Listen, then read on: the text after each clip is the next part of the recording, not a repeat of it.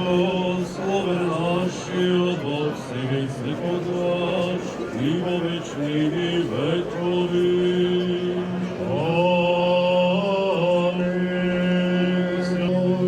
Амінь. Господи,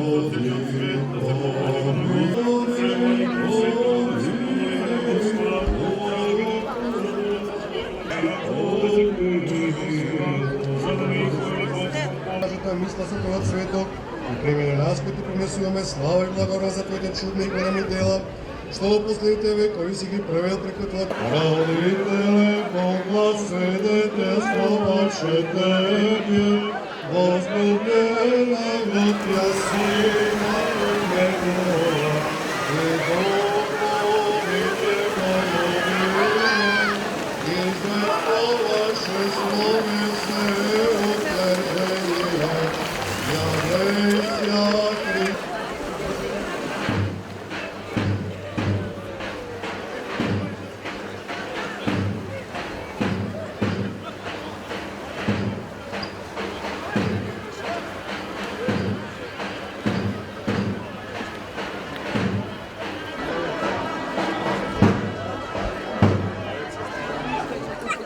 Олександр, якщо застанеш, то...